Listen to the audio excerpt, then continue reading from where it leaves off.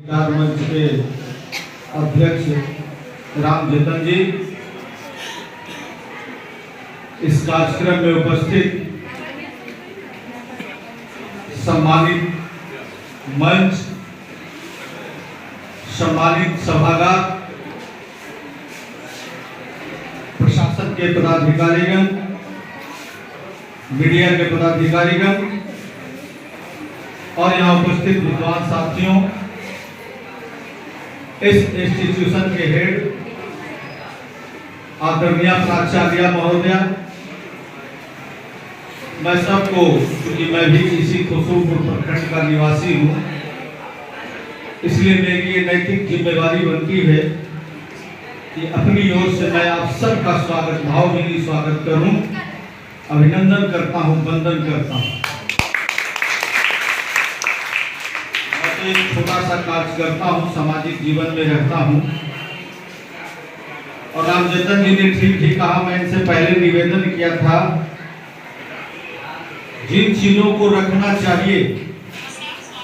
विद्वान साथी हमारे यहाँ पे बैठे हैं, जिनका मैं बहुत सम्मान करता हूं, जिनकी गहराइयों से, देव कुमार बाबू, लेकिन आपने मुझे जो समय दिया है, उस समय अवधि में ही अपनी बात कहना चाहूंगा। हिंदुस्तान का कोई ऐसा देश नहीं है, कोई ऐसा राज्य नहीं है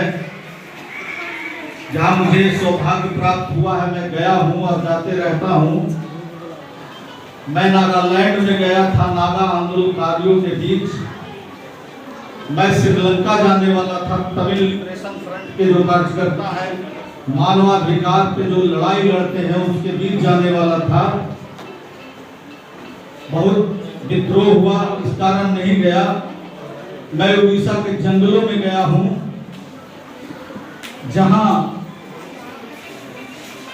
कालाहांडी का क्षेत्र, जहां हमारे समाज के लोग, जो शेड्यूल ट्राइब्स के वहां ज्यादा संख्या है, वहां के लोग केले का थम देखा होगा आपने, और आम की गुठली जो हम खाकर फेंक देते हैं, उन आम के थम से उस केले के थम को सुखाकर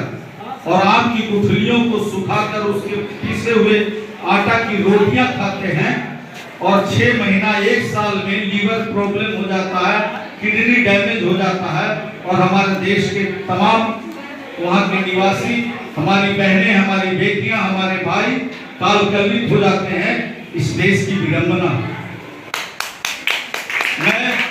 सरगुजा और बस्तर, जहां नक्सलियों का गढ़ है, आंध्रा का जो प्रदेश है, ये अपराध बहुत छोटी सी नाम लगता है, लेकिन इसकी गहराइयों में सामाजिक न्याय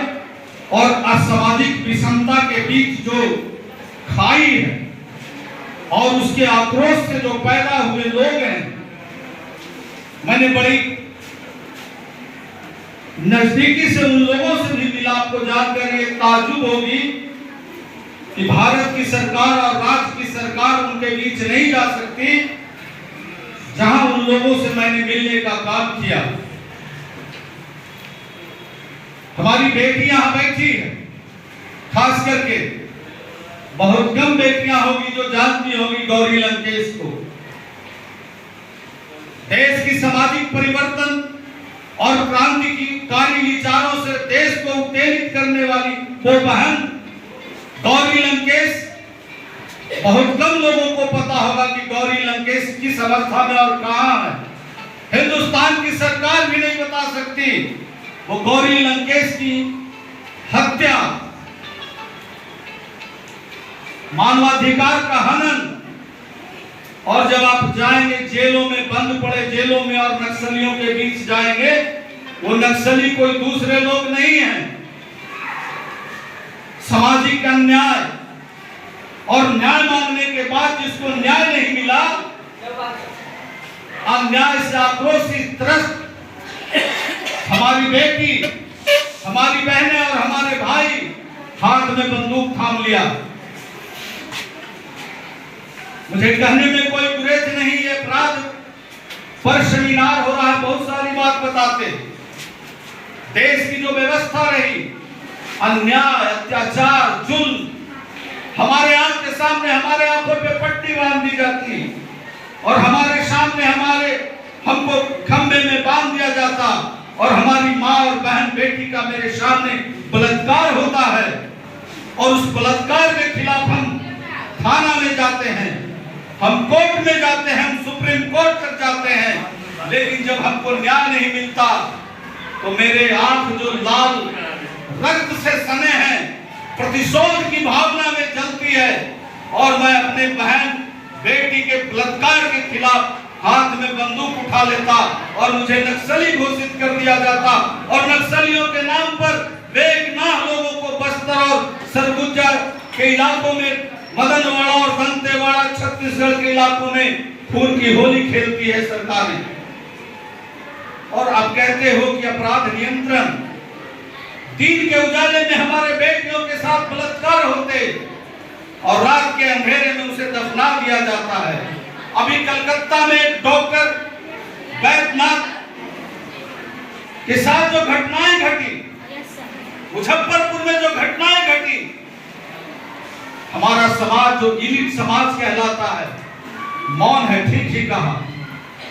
गांव में कितने लफंदर लोग होते हैं, गांव में कितने अपराधी लोग होते हैं, बामुश्किल 2-3, लेकिन जो जुर्म और अत्याचार से सताए हुए लोग हैं वो भी अपनी आवाज को बुलंद नहीं करते, वो भी चुप रह जाते हैं। कल रमेश की बेटी के साथ बलात्कार,